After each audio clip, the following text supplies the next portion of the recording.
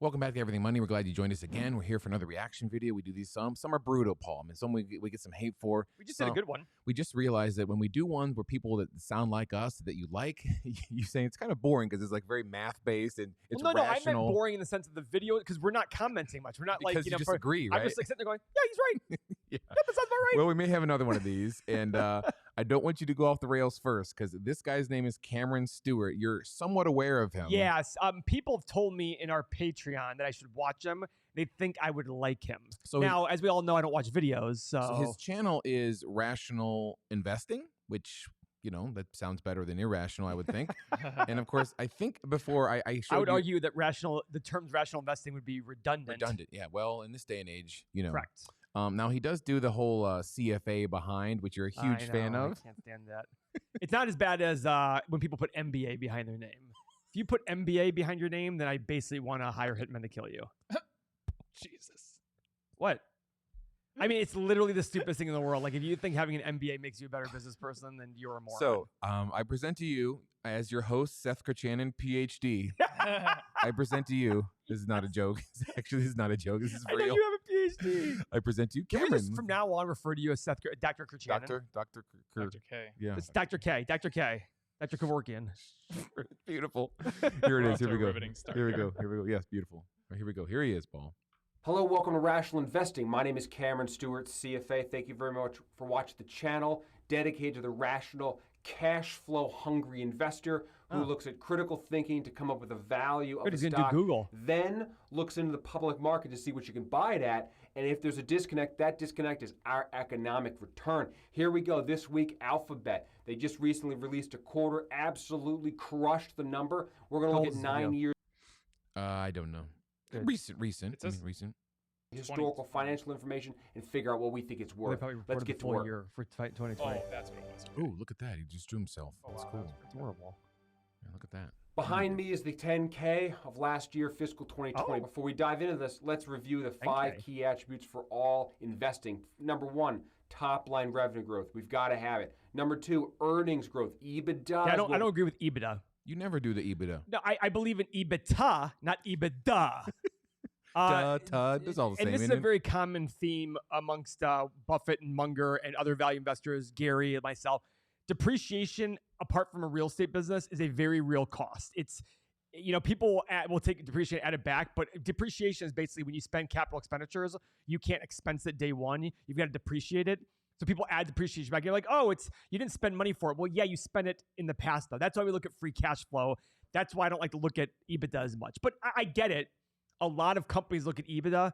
So I do understand why he's doing that. It's not the word. It's not like I'm sitting there going, oh my God. I mean, it's just, listen, I just prefer to take the D off. And next. All right. You've got to be growing. Number 3, strong free cash flow. Number 4, low debt. Lastly, we want a stock that's well priced. Well priced being. Oh, so wait a second. What's It's EBIT? enterprise value divided by EBITDA probably. Oh, yeah, okay. EBITDA. So he's looking at enterprise value versus market cap, which is the thing that I just don't get into that because I want to keep it simple for everybody so they can find market cap very easily. You're buying the equity portion. But then that's where his debt number comes in very useful. Okay, we'll keep going. Yeah, I like it so far. Enterprise value to EBITDA. All right, let's get into Google's financials. Behind me is 9 years of historical financials by year. These are USD per $1 million at the end of the fiscal year, December 31st. What you're going to see here is 2012, $46 billion of revenue, grows steadily every single year. Last full fiscal year, 2020, as of December, $182 billion of revenue. Congratulations. that high. And I love that number. That is a So he says average of 19%. I don't know if he really means average. I don't look at average. Whenever I look at growth numbers, I look at annualized. I don't look at average. And the reason being, as an example, guys, and again, this is a very common thing. And I don't know, I have to run the numbers to see how he does it. If you have a company if you have investment portfolio and 1 year it doubles, so it goes up 100%, the next year it falls in half. Your average is plus 100%, minus 50%. Your average is 25% a year. But in actuality, you broke even. You're at 0% a year because you went from $100 to 200, then you fell in half down to 100. So your average is showing a much higher number than your actual annualized return. That's why when it comes to growth numbers, I never look at average. I always look at annualized. Interesting. Okay, we'll keep going. huge number. fantastic.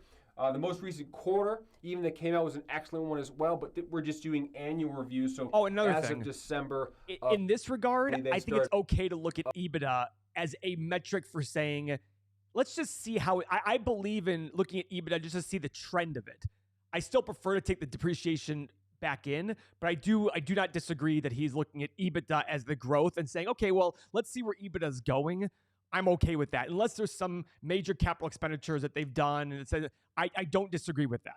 Okay, let's keep going. EBITDA, $16 billion to $55 billion of Jack the last fiscal year. Outstanding. Woo! That is fantastic. I love seeing that money. Went from 16, 19, 21, 24, 29, 35, 41, 48, 55. Fantastic. Every year it's growing. 16% annualized growth rate. So he's saying annualized there, but average is written. So he might be looking at the so do you mind if I do some math real quick? Oh, so he is doing annualized. So he's calling it average, probably to make it simple for everybody, which I don't disagree with, but it is actually annualized. So he is doing it the right way. Okay, we'll keep going. Yeah. Company. All right. Definitely checks the box there. Let's look for debt. Short-term and long-term debt goes from $3 billion to $7 because rates were so low. Rates it's easy to get. I mean, it was cheaper money. Yeah, it was way cheaper money. It's probably there's probably a big reason why they did that.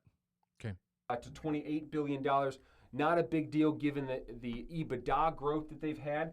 Let's look at market cap. Well, see, I disagree with that. Look at their EBITDA growth.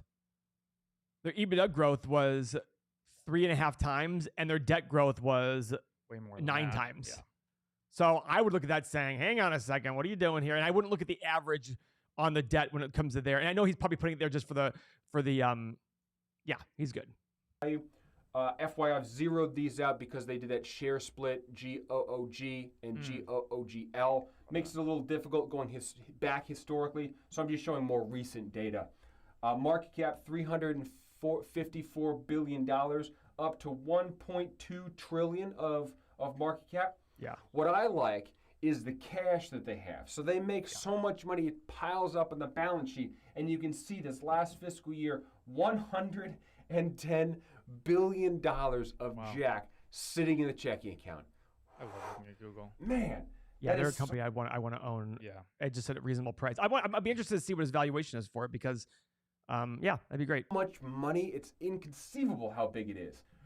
333. So what I need to start doing is, so far I like this guy. I haven't seen his, but Jimmy, the last guy, I just need to start watching these videos because they're going to say things that I'm not going to think about. You know what I mean? And it's part of the investing process, guys, is getting ideas from people you respect and getting their input on things like, okay, I didn't think about that, or, oh, yep, we're on the same page. Like the Disney analysis. Mm-hmm. You know, we looked at his Disney analysis and said, yeah, that sounds about right for when Disney stabilized. Right. So we were looking at it saying, okay, it just validated what we said. And like, okay, it makes sense. Or if he said a much higher number, be like, okay, what did we miss? Yeah, and then if he said much lower number, okay, what did we miss? You know I mean, frankly, we looked at it. We were at $85 for Disney, and he said 105, but we didn't factor in Disney Plus. 85 was like a year ago. Exactly. But so he brought that up, and we didn't really think about that. Yeah. So keep going. I like this guy so far. All the way up to $110 billion. Yeah, I agree with of the excess cash. They have amazing excess cash. Incredible. I love his shirt. Amazing. Clearly, the free cash here dwarfs. I think his CFA is probably hurting him, if anything. What do you mean? I mean, well, he didn't learn any of this from his CFA. I mean, he might sit there and say that, but I'm sure he does a CFA thing because it probably adds credibility for him. To normal people. Yeah, to normal people, but he didn't learn this in a CFA program. I know a million CFAs who can't even tell me what free cash flow is. Yeah. I mean, they don't even know what. I mean, literally, my joke is with people who would say they're financial advisors or wealth managers. I'm like, good, let's go look at and nobody will ever do that because they can't look at a financial statement. Yep. So our debt measure is going to be zero because they have so much cash they could easily pay off all debt. We love to see that as a protection for us who buy equity. Market cap, as I said earlier, $1.2 billion. Enterprise value being debt, less cash, plus market cap is the enterprise. Enterprise value is the entire value of everything. Think of a piece of real estate. You buy a house. The market price you pay for that house is the enterprise value of the house. That is correct. Yeah. Yep. Then go to a bank. By the way, the real estate is the best analogy to pull because when we look at a company, we're usually valuing the equity portion of the business, the market cap. So when you buy a house and you put 30% down, let's say, Seth, you had a house, you paid $500,000 for it, you put 30% down, you owe $350. Yeah. If I wanted to buy the equity portion, the $150, that's what I'm valuing when we look at market cap. What he's doing here is if you want to buy the entire company, basically debt-free, that's the enterprise value. Oh, I see. Yeah. Okay.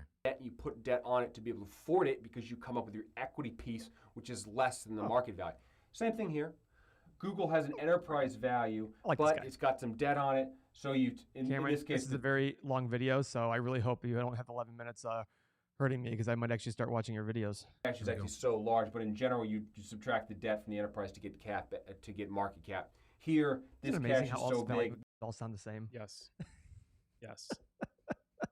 You can go from one person to the next. It's pretty consistent across the board. Now the way you might look at a business might be different, but in terms of how you run your numbers and look at it's just at the end of the day the same thing. Why are you giggling? And because the factors that you look at. Mo, because I was just going to say all Bitcoin investors sound the same. Yeah, they constantly. You're right. The same keynotes. By the way, we're missing out blockchain. on. Blockchain. Got it. Here we go. A negative number, and the enterprise value is less than market cap. Just a little trick in the math, but their value, $1.1 billion. Trillion. On EBITDA, enterprise value, that is our relative That's a value. lot, by the way. 20? Yeah. A lot. Trick. That's number of years of payback of operating profit that you're buying it at. So here, you bought the company back in the day, $311 billion. You would have paid 14 times EBITDA for that company, so a 14-year payback. You should hear Mikey say it. Mike goes, ebitda, like he does it so emphatically to me. Market multiple has expanded over the time to now 28%. 28 times, which is a premium, I would say. Certainly would say the same thing. I would agree, Cameron. Yeah, Cameron, we're on the same page there. In its history, you could have picked this company up much cheaper than you can right now. Being at 28 times with its current price and current enterprise value of $1.6 billion. Let's take a look at free cash flow. My favorite statement, your favorite statement, free cash flow. 2012, $16.6 billion of cash flow from operations. Oh, he does free cash flow to equity.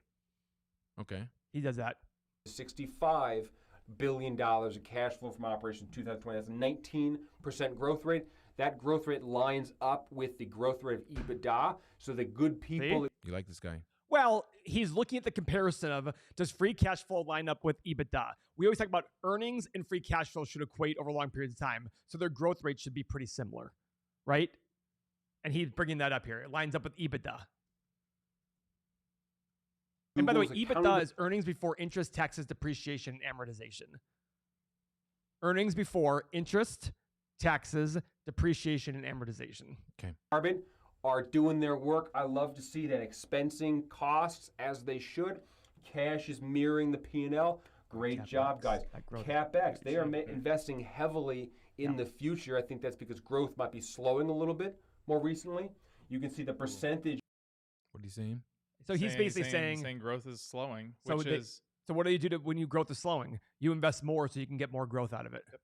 Yeah. Here, 22 into 66 versus 3 into 16. So they're having to invest more money into infrastructure, into the growth to maintain because it's getting harder for them to grow. So in an ideal world, you know what I'd love? Go ahead. I'd love to have a virtual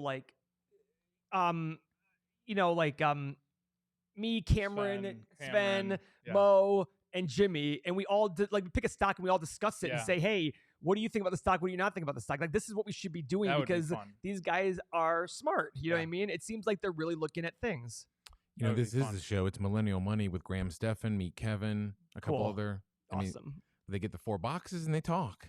It's interesting, Paul. You just made a show. Well, listen, but I want it to be with like-minded people. We all of course, of course. Like if Cameron says to me, Paul, I think I just be like, well, Cameron, I see you understand, but I don't agree with that because of this. As opposed to it sounds like you're warming up to a collab, Paul. I don't want to do a collab. However, I don't really think that would be a collab. That would be a sit down. It would be a discussion. Sit down and discussion. But it's not like Meet Kevin saying like a round table. I think 70 times earnings is reasonable for Tesla because right now it's 1,100 times, so 70 seems reasonable.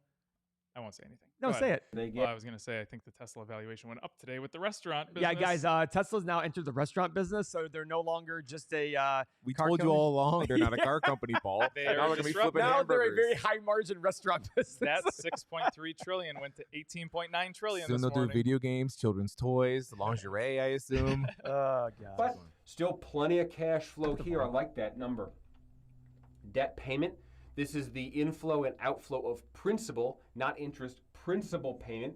Here they paid down some debt. Looks like they borrowed a nice big $10 billion number in fiscal 2020.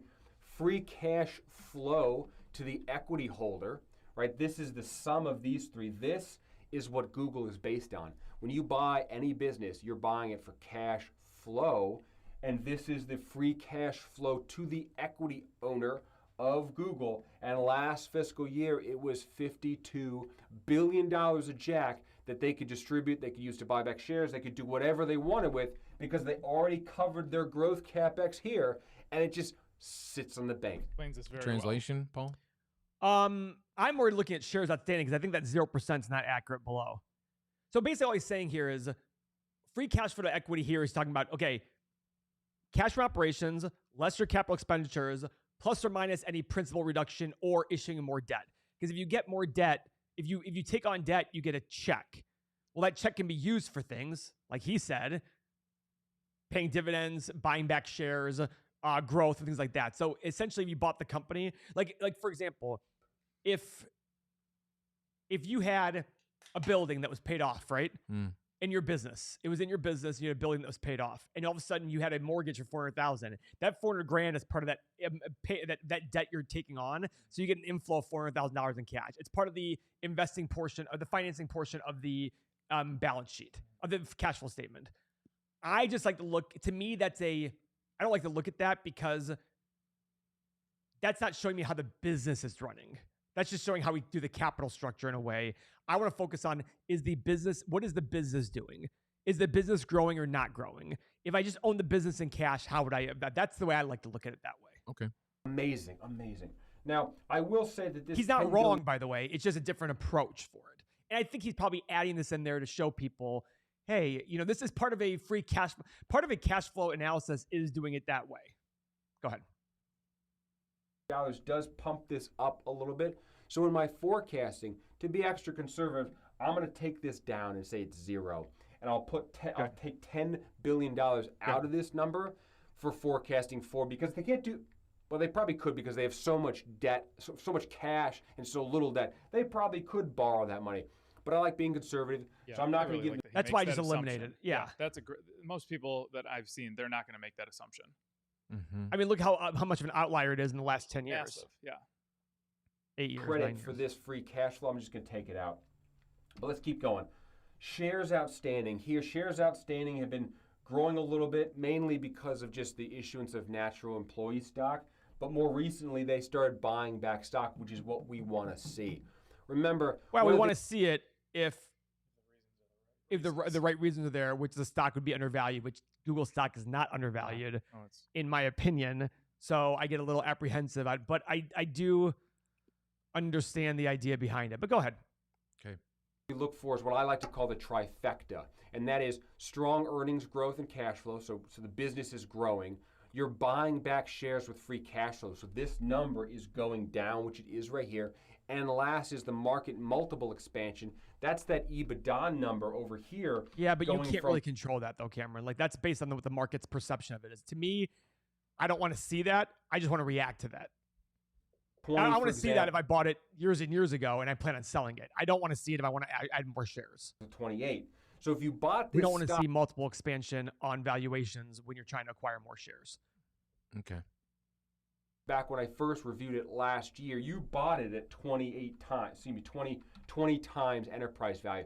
That has then expanded to now 28 times. So every dollar of cash flow that you bought back in the day, now you're getting 28 times the same free cash flow. So that has grown. That is correct. Plus, I don't like the share count has decreased since I last reviewed it, right? From 690 million shares to 600. And by the way, folks, for those of you who belong to Everything Money Patreon and get the software, This will all do it for you in our software here. By the end of summer, you'll have the stock analyzer tool that will factor in free cash flow, earnings, growth, all these things, and shares outstanding to tell you what a reasonable price to pay for your stock is. It is pretty awesome. Nice. All right, let's keep going. Now you're getting 28 times the same free cash flow. So that has grown.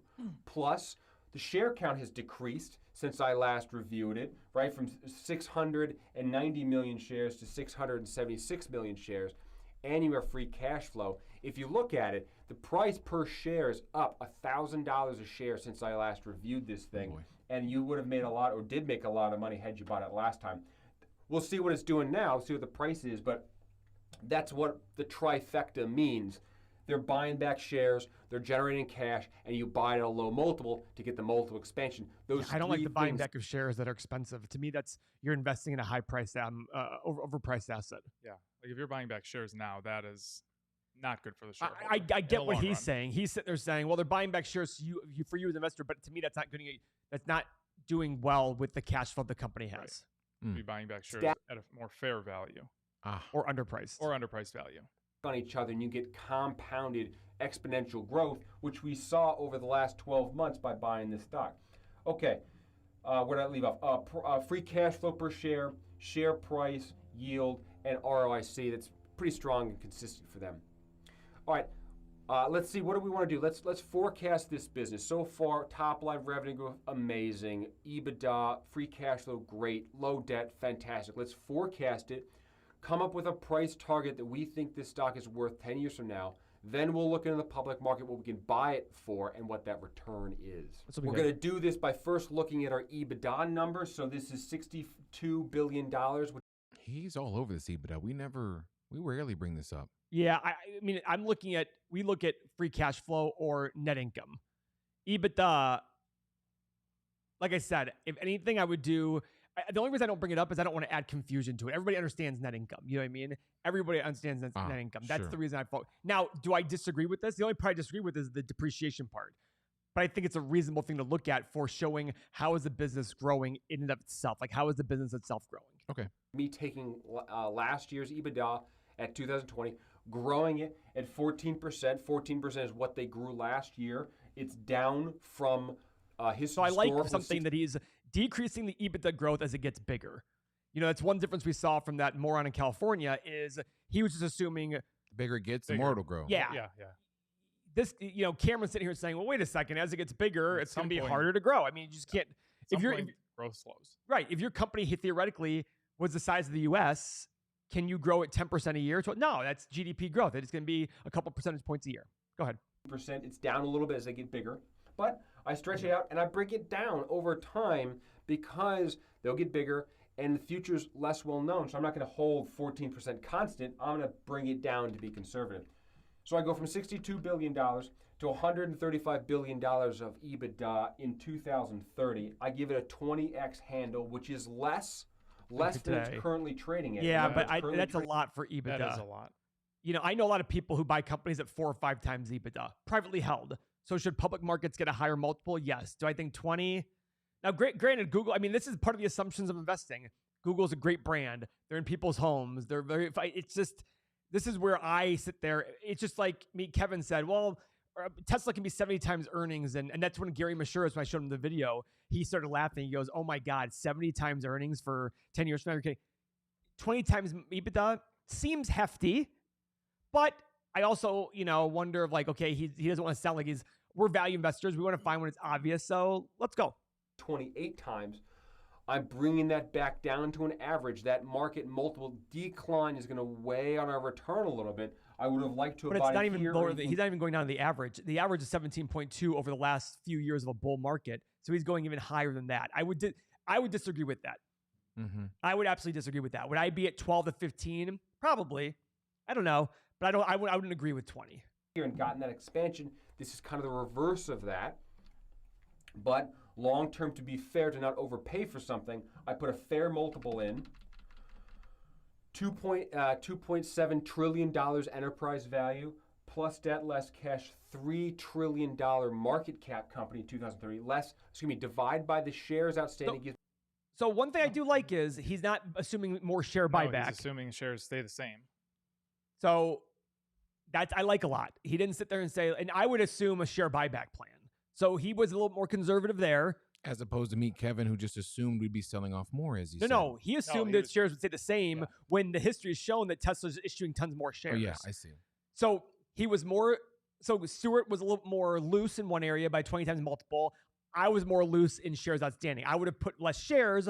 So maybe there's an evening out of some sort. I don't know if that's true, but I do like the fact that he kept shares the same. $4,439 share price out in 2030. That's our future price estimate for Google based on an EBITDA market multiple method. Let's take a look at the free cash flow method forecast. My free cash flow to equity per share estimate next year is $72.25. How did I get there? A little reminder, last year they had the $9 billion of debt. I've removed that and just took CFO minus CapEx, that sum divided by the shares outstanding, and I grew it at 14%. It gives me this number. Nope, he's right. Cash flow growing similarly, and I get long-term value of $156 of free cash flow per share. I give that a 2.5% yield, which is similar to what we've been seeing, a little smaller, and I get a $6,260 2.5% yield is 40 times free cash flow, right? Yeah, it's 40 times free cash flow. What was the average that they had? What was his average that he had? Can you go back? We're at marker now 1154. Can you go back to see the free cash flow multiple before? Yep. 6,200. So here's the deal. He's putting 2.5%, but if we looked at the past, they never had to. Their average is 3.6. I just think he's being a little more aggressive than he should be. Now, his argument might be, well, at Google being such a big company, they're so secure and so safe, you should pay a premium for that security and safety. From a value investing standpoint, I don't agree with that. Can I understand the assumption he's making? Do I think he's doing it maliciously? No, I do not. But do I think it's aggressive? Yeah, I mean, he's at 2.5%, yet the last 7 or 8 years was all 3.5%, 4%, 4.5%. And he's basing it on the market multiple currently. I'm not going to take a market multiple when the market's overpriced, right? I'm going to look at it and say, what return do I want? That's what I'm going to do. I'm going to sit there and say, okay, free cash flow yield, I would want 10%, right? So I'm looking at $1,560 per share there in that multiple. People be like, oh, that's crazy. And maybe it is. But I look at it going, why would I want 2.5% return on my money? Mm-hmm. Mm-hmm. I wouldn't want 2.5% return on my money. That's what it's giving me right there at the 2.5%. So I think he's being a little too liberal on these assumptions. But I like his thought process. The thought process, I get that. Price target out in the future. Okay, now we have 2 price estimates for what we believe Google is worth out a decade. Let's average them and look at the current price. Now I can buy the stock currently at $2,400 a share, $2,400 a share. I've got our price estimates here under 2 different valuation methods. A free cash flow method. So he's saying $2,400 to $5,350 over a 9-year period is roughly, what is that, 10% a year? $6,200, and an EBITDA market multiple maybe this. of $4,400. I'm going to split the difference and call it $5,300 as a price target out a decade. But I can buy that right now for $2,400. When I put this into an IRR calculation, I buy 1 share company. This is the fractional ownership of the free cash flow that I have a percent ownership in, that I have a claim in, and then I sell this business in 10 years for my future value. This is the cash flow that the business generates. Whether I get to keep it or they buy back shares or they piles in the balance sheet, it doesn't matter. It's still mine. In the end, that gives me a 13% IRR, or roughly 2.7, call it 3 times. Yeah, listen, I like the way he's doing this. I like the fact that he's looking at all these numbers. I just think he's relying on the market historical multiple, the recent historical multiples. I just think in a very overpriced market, that's not the way to be doing it. Do I like the numbers here the way he's looking at it? Absolutely. But do I think it's very aggressive? I do. Yeah, he's made more aggressive assumptions than conservative assumptions. Yeah. I would never take I just look at going, I would never take an average. I would look at it and say, well, why are my numbers so different? That's the reason why we're including 2 methods in our stock analyzer tool. Because I want people to see there's a big disparity. Why is there a big disparity? Not, okay, let me average. It's, okay, wait a second. what am I missing here? I think his assumption that 2.5% yield, it wasn't even consistent with the last 5 or 6 years. So, go ahead, keep going. Are we done with this video or no? Over that period of time, this is an above market estimate of return, especially in this elevated market that we're currently experiencing. Thank you for saying that. I don't think this stock is out of price. I think it's a good value stock. I would continue to. No, I disagree. But I think his assumptions were very liberal. Mm-hmm. I do think his assumptions were very liberal on the 2.5% yield and looking at all that stuff. But hey, listen, especially EBITDA, he was looking at EBITDA growth, even though CapEx is growing like a ton. So EBITDA, that's a big reason I don't like looking at EBITDA. It's because when CapEx is growing a ton, that depreciation aspect that you took out is growing a ton. But he factors it into the free cash flow to equity portion. So, yeah, I'm not, I like his style. I like that he's not bombastic and, over the top. Do I think his assumptions are a little, yeah, but I understand it from the standpoint of what he's trying to do on YouTube. He's probably trying to sit there and say, well, if you make these assumptions, and I just don't think the assumptions weren't consistent with what he was saying. He was taking the 2.5% yield on free cash flow is way lower than it was in the last few years. So why are we even assuming that? Especially he should know that in a very hot market, like he just said, multiples expand. What happens in a normal market or a bad market? Multiples go down. Overall, they're going to be lower than today, but higher than 2008, right? So I don't think Google, if you buy it today, you're going to get a 13% return. If all the numbers that he has hit, the multiples, I don't think will be where he thinks they're going to be in 10 years. That just like I liked buying it last year, and now we're up $1,000 per share. Amazing. Kudos for you. Follow the channel and bought that stock. So I'm definitely going to give it a good. Still like the stock. Fantastic cash generation. Let's recap our 5 key attributes, right? The top line revenue growth. I think solid. we're done here, right? It's astonishing to see this, Paul. We've reacted to videos. All these numbers, assumptions, thought process that's incredibly nerdy. It's boring at times. And to think of the other videos we did with literally get your oven mitts ready. This banger is going in this direction upward. This is a buy. I mean, it's. Well, do you see why this is a longer video? These are longer videos because we're sitting here commenting on financial assumptions. And I like this. I like this. I don't like this. But the other ones, when they say like, oh, this stock is banging. It's like, well, at least he has a reason why he thinks Google will be a $5,000 company, a share price in the foreseeable in 10 years. Right. I don't agree with it, but there's a lot of things I don't agree with. You know what I mean? Gary has said things I go, I don't agree with that, Gary. It's like, okay. And I've said things that Gary goes, no, I don't think so. Okay. Now, the value investing portion would make very conservative assumptions and try to find stocks that hit those conservative assumptions. This is not value investing at this level. Subscriber count, Mo, your thoughts? Paul? 75,000? 150. 24,000 subscribers. Oh, whoa. Wow. Okay. Yeah. I think he should have more. I do too. Yeah. He's got room to grow. Yeah. Yeah. That's our take on Cameron Stewart. I like the philosophy he's teaching of look at the cash flow. The assumptions. The only criticism I have of him is the assumptions. I think the assumptions were very liberal, and they weren't realistic. Yeah. Interesting. All right. Fondle the thumbs up on the way out. Check out the Patreon below. See you guys. Appreciate it.